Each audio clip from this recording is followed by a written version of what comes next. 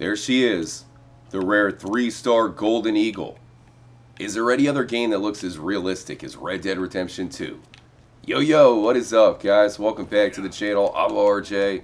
Got a trippy one for you today. We're going to look at 5 secret hidden trails that you can find in the game. Now, all 5 are pretty hard to find. They're going to be off the main road, including the first location, which is not too far away from Window Rock, behind the Granite Pass waterfall. Now, this one leads to an even bigger secret, which is a reference to something in real life. You have to go to the train tracks, follow it all the way down to this point, then you can go behind the waterfall. It actually might go a little bit further than you think. Before we get there, I did want to give a shout out to all the new subs. We started up a brand new playthrough of L.A. Noire, another Rockstar Games masterpiece. We'll be going live later on tonight, so if you want to join up, just make sure to sub if you are new. Hit the notification bell, it'll let you know as soon as we go live. Let's go and leave the horse behind. So this leads to a hidden hat that is worn by the Sheriff of Valentine. So it's interesting how you can find it back here. But underneath the hat is a note. So this note is written by somebody. Let's just say it is the last note they wrote. Then they jumped over the waterfall. And that was the end of them. The man is named Robert Elliott Patchen.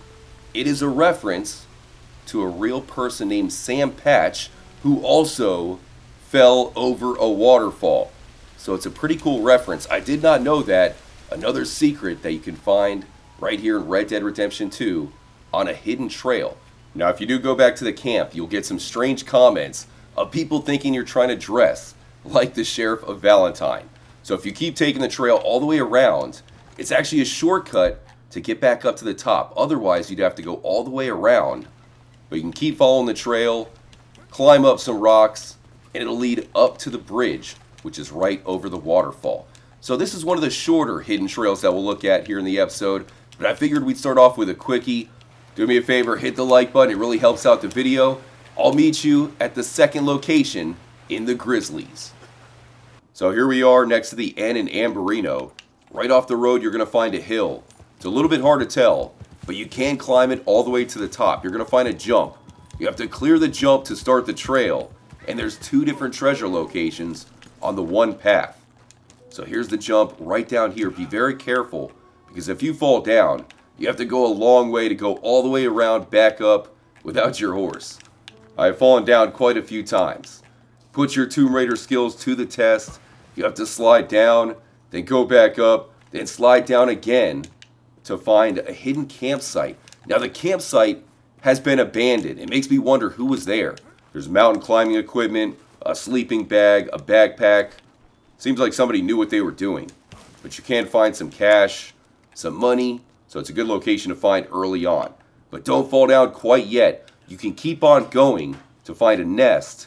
There are 2 of the rarest treasures in the entire game right here. So aged pirate rum, money, what else do you need? Jump across there. Easy spot to fall down, so definitely be careful.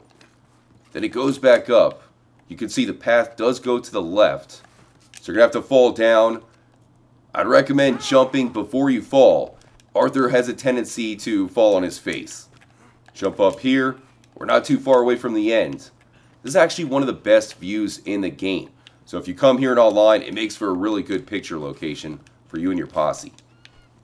So there's the bird. I think it picked up the jewels, thinking it might be an egg or something it could hatch. There's the jewels right there in the nest. One last jump. If you clear it, you can make it to the nest to find 2 precious gemstones that have to be in the most random location of all. There's the amylite and the fluorite. You can sell them at the fence, but because they're so rare, you might want to hold on to them. There's the end of the path, but there's only one thing left to do. Chelonia! So here we are at secret trail number 3, which is south of Annisburg and north of Van Horn. I did have to mark it off on the map, and the reason why is because you can find an arrow which is etched into this tree right here. You see that? It's pretty hard to notice, but if you keep following that, you'll find a second arrow. The next one is right here.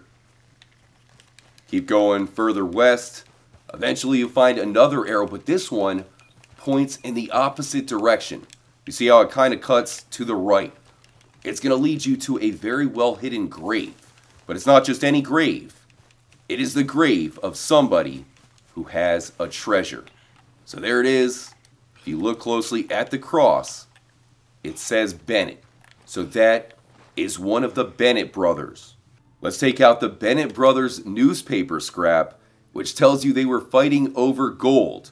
We do have the grave, but where is the gold? If you find a map, which is in a cabin just north of Annisburg, you have to take that map and go from this location, the grave, to get to the gold. You're going to want to go into the Reed cottage, check the fireplace to find the sketched map. Inside that cottage, you can also find a picture of the three brothers. So here's the location of the grave. You see that tree? There's an X on the tree next to the grave. You follow that all the way above the Elysian Pond. So there's the grave. The X is on the tree right next to it. So you have to start from right here for that Bennett brothers map, the sketched map, to find one of the most well-hidden gold bars in all of Red Dead Redemption 2. We made it up to the top, and then right here you can find the tree with a similar looking X that we just found next to the grave. Now if you look at that sketched map, it will tell you to investigate this rock right here. If you inspect it, that is where you can find the gold. It's nice how you have the secret trails. They're fun enough to follow, but then you get rewarded at the end. Let's move on to secret trail number 4. Yo, how's it going? Palm trees, iguanas, pigs. You know that we have to be at the tropical island of Gorma, only this time we made it back as John Marston. Now it's much easier to explore the island as John. If you try to do it as Arthur, a lot of times they'll shoot you and catch you right away. But as John, we can follow this secret trail. You can find the path, keep following it. It's going to go far into the island, making it to a distant beach. Now on that beach, you can find one of the craziest Easter eggs in all of Red Dead Redemption 2. So we've done this during a live stream. It takes quite a while. You got to follow it pretty deep into the jungle. Let's make it to the end. It's already starting to get glitched out. You can find a fork in the road. To the right is Cinco Torres. So you're going to go to the left, keep following it all the way to this beach, way out here. You can find a glitched out looking plant, which is floating. So take a left there and keep following the path. So right here it kind of sidewinds up a mountain. It's interesting how this goes completely unused. You never come here as Arthur during the story mode, but if you follow the trail, it looks like there's a rock right in the middle of it. I guess that's why it goes unused. Looks like it does lead down right off a cliff, so I'm not going to go that way. We're going to continue to go around, stay on the top side until we make it to the beach. We made it.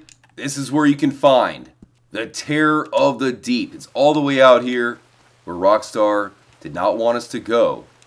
Be careful, because out here, John Marston is shark bait. Bad enough that he can't swim. But this is probably something that's going to want to keep him out of the water. It is very rare, so you got to keep your eyes peeled. Wait, what is that? It's alive! Where'd it go? Is it swimming around? So that is the only shark in the game. Once it gets onto the shore, it does die immediately. But right now it's alive. Kind of hoping that it'll eat John. Never seen that happen. You'd think if they do have the shark in the game, it might as well eat us. But I don't think it's interested. There it goes. Jaws Jr. is dead. I challenge you to unlock the shark for yourself. There's one more secret trail we have to look at. So it's impossible to actually get here as Arthur. You have to be John. But when you get to the Sea of Coronado, you can jump into the water and ride around to find a secluded location at the end. Now there is no reward, no real reason to go there, but it is pretty well hidden. I did want to point it out. It's pretty much the furthest edge of all of Red Dead Redemption 2, south of Tumbleweed. You can find a clue. So take the road up to this ledge, which you can find right here. Jump up, and you'll have to follow the trail down to find the mysterious dead body. I hope you guys enjoyed the episode once again. Help out by hitting the like button. We got another one in the works. And don't forget, we'll be going live later on tonight. So sub, hit the notification button, and hopefully we'll see you as we continue L.A. Noire. Now, you're not going to want to jump down right there. you'll probably die. So you'll see another ledge right here. Do a bunny hop down to the next level, and then jump down from there, maybe a little bit more gracefully than John. And that is where you can find the dead body, which is behind a rock. Looks like a hawk was eating him. Okay? Never seen that before. So you have a very strange looking corpse, unlike anything else in the game.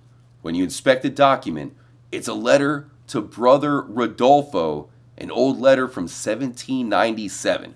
So that's very old. Another one of the huge mysteries in Red Dead Redemption 2. This one at the edge of a secret trail, which is found at the very end of the game, near the Sea of Coronado. The coolest thing about New Austin is the sandstorms. We'll catch you in the next episode. Live stream later on tonight. Stay tuned here at Trippy Commentaries. And as always, make sure to stay trippy, my friends.